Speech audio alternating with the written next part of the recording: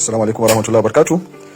A wannan video za nuna mana yadda ake amfani da crypto bubbles wajen sauƙaƙa mana neman tokens da zamu yi trading. Kamar da muka faɗa a wasu daga cikin videos ɗinmu na makarantar Bitcoin Academy cewa akwai hanyoyi da yawa da trader yake yi amfani da shi wajen nemo coins.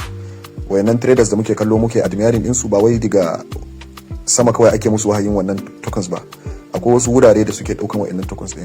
Ɗaya daga wannan wurin su ne trending searches wanda yake kan CoinGecko ko yake kan CoinMarketCap, sannan kuma akwai crypto bubbles. So ba tare da bata lokaci ba, bari mu ga yadda ake amfani da shi. Abu na farko da zamu fara yi shine zamu zo nan wurin sai mu zabi Binance, saboda ni na fi amfani da exchange guda biyu.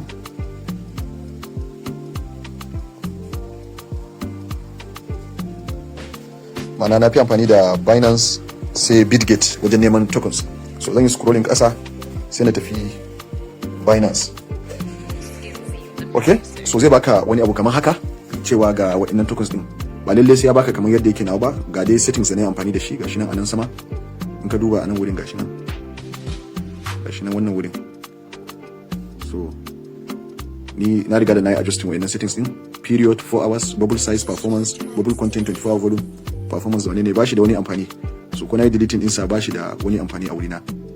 Abu ne kawai, settings ne kawai wadda nake amfani da shi wajen kallon mai kasuwa yake ciki. So babba abin da muke bukata shine ka zo wannan wurin gashi nan ƙasa. So in ka zo wannan ƙasa madadin bubbles sai ka zo wajen list.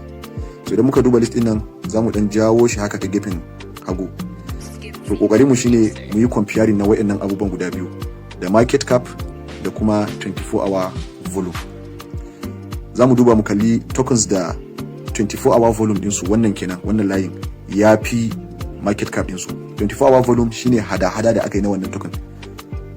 Wannan yana nuna cewa masu saya da sayarwa ko wadda suke da interest a wannan token suna da yawa. So za mu mai da hankali a kai. Sannan za mu gangara mu tafi anything kamar misali daga irin 200 million don mu samu tokens da za su yi pumping cikin kankanin lokaci. So zan yi ta scrolling. Idan ka duba za ka ga yanzu ina wannan region din 900 million. So zan ci gaba da gangarawa. Zan ƙara yin ƙasa. So idan na zo da anything daga 200 million, okay, ga na ga wani token anan wurin linear. To amma na san cewa linear yaushe aka yi launching ɗinsa. So wannan bari mai da hankali na akan sa ba. Wannan token kenan bari mai da hankali na akan sa ba, saboda already na san bai fi kwana 2 ko 3 aka yi launching ɗinsa ba. So wannan bani da matsala da shi.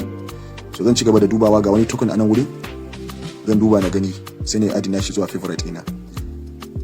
Me sunan shi? Arkam. Okay, to amma matsalan shine in ka duba Arkam anan wurin zaka ga cewa already akwai pumping da yayi a baya. Mana in ka duba a cikin sati yayi pumping na 43%. So there is high possibility cewa wannan pumping da muke nema akan wannan token din ya riga da ya faru. So ko da zan dauki wannan token din, zaka iya samun littafi da bairo ka rubuta cewa already Arkam ya riga da yayi pumping 43% a wannan satin. Wannan zai baka mindset na cewa fa ko da zai kara pumping, maybe it will take 2-3 days kafin nan ya kara wannan pumping din. Watakila kuma yanzu ka zo ka tarar da birbishin volume da yayi pumping din ne bai gama saukowa ba, ka zo ka tarar da shi. So babban abun da shine kai noting na wannan abu, ba wai just kawai 24 hour volume din kawai zaka yi tsalle ka ce yawa kawai ka fara trading din wannan asset ba. So mu kara komawa mu ci gaba da gangarawa. Muna tafiya, za mu ci gaba da nema. Na ga wani token 139, okay, wannan bayo ya riga da ya pumping, so mu ci gaba da gangarawa. Ga wani token wannan 155, bari mu ga wane ne. Open ledger shi ma bai jima ba aka launching din shi, so zan yi avoiding din shi for now. Mu ci gaba da muna neman token da yawa, ga wani token anan wurin 352, bari mu duba mu gani. Holo shi din ma kaman kwanan nan aka launching din shi.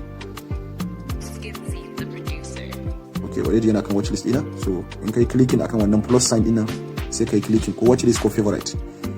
Okay, so wani lokaci ina dan bambanta watchlist ina da favorite ina. Favorite ina saka coin da 24 hour volume dinsa yafi market cap dinsa, wanda ina da high conviction cewa zai tashi.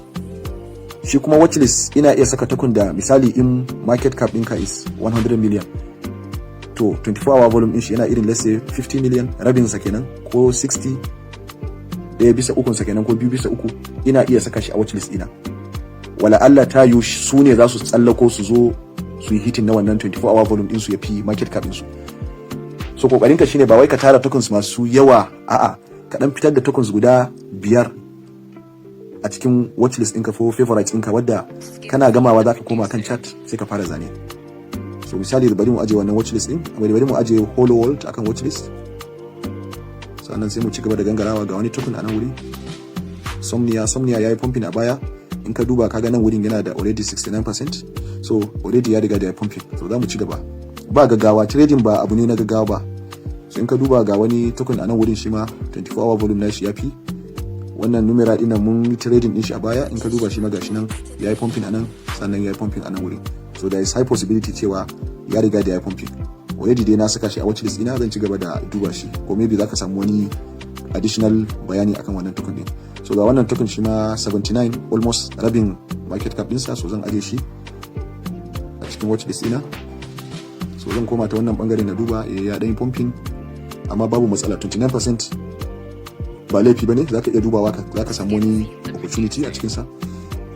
So zan sake duba wannan, ga wannan token din 306. Okay, shi ma jiya muka yi trading ɗinsa, kaga already yau ya tashi by 34%, but still akwai opportunity, kana iya dubawa tunda yau din ne ya tashi, wannan 34% din yau din ne ya tashi, saboda kaga wannan 46 ne. So in ka cire 46 ka cire 34 a cikin 46 bai wuce 8% ba, so it means yau ya tashi. So possibly pumping din bai karasa ba, yanzu ne ya pumping na farko, zai je ya huta kafin nan a koma a ci gaba da pumping na kasuwa. So zan kara shomo, dan ci gaba da gangarawa, ina neman tokens. Ga wannan token 51%, okay 50%, wannan ya riga da ya pumping a baya in ban manta ba. So mu ci gaba, kar mu ba ta lokacin makan shi. Okay ga 40 saga, za mu aje shi a watchlist din mu. Jiya na dan yi rubutu nake cewa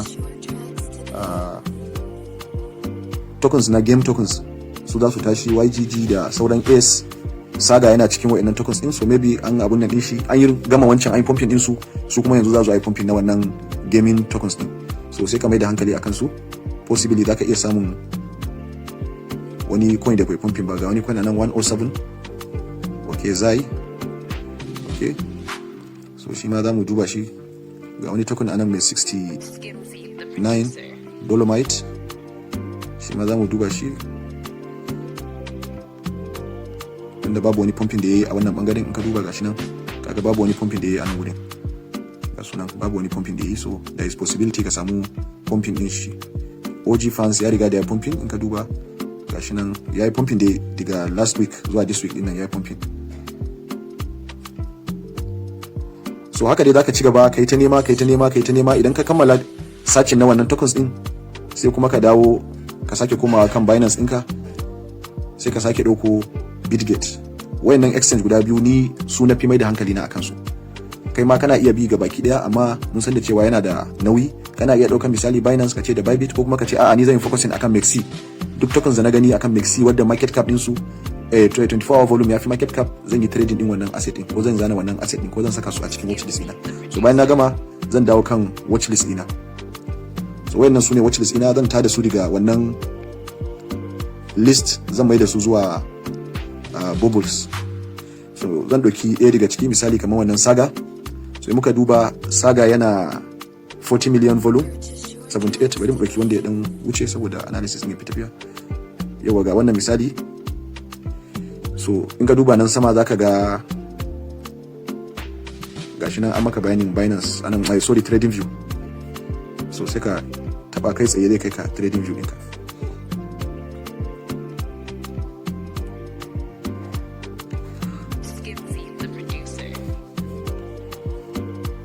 So daga nan kana iya zana chart ɗinka ka kalli me wannan token ɗin yake ciki. Ina using na indicators guda biyu akan analysis ina using na RSI order block wadda yana acting kaman support and resistance. Okay, so zamu iya cewa already wannan token ya riga da yayi pumping din sakon ce, ya riga da ya taso ya bar support, saboda in zamu dauki trade wannan wurin shine best wuri na shiga wannan trade din, wannan wurin. Sannan sai mu nemi ko wannan level din ko wannan level din. Kai tsaye ina iya amfani da wannan tool din ne trading. Sannan kuma idan kana so kana iya zana normal level ɗinka na support and resistance, ka zana trend line ɗinka, sannan sai ka fitar da analysis ɗinka, ma'ana ka ɗauke shi kamar daga nan haka sai ka gangaro da shi yayyo ƙasa. So shi ma idan ka duba duka dai already yanzu target ɗinmu a daidai nan wurin shine babban level da muke da shi, inda za ka yi take profit ko kuma ka sake jiran kasuwan ya zo ya sake ɗaukan highest level na wannan kasuwan. To amma dai wa'annan su ne levels ɗinmu da muke da su, wadda in za mu ɗauka misali za mu yi cewa wannan shine TP1. in na yi rotating na screen din zai ɗauke ba za ku gani ba, shi sa okay. So zai zama wannan shine TP1 ɗinka, wannan shine TP2, wannan shine TP3.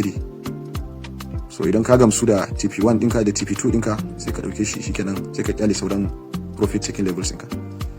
So a takaice wannan shine misali da zaka iya amfani da shi a gargashin shi wannan crypto bubble, kuma zan so na ji ra'ayinku akan wannan token din da kuma yadda kuke analysis akan sa, mana yadda kuke amfani da crypto bubble wajen analysis. Sannan in kuna da wasu tambayoyi da kuke neman ƙarin haske akan sa sai ku yi dropping karkashin comment section. Assalamu alaikum warahmatullahi wabarakatuh.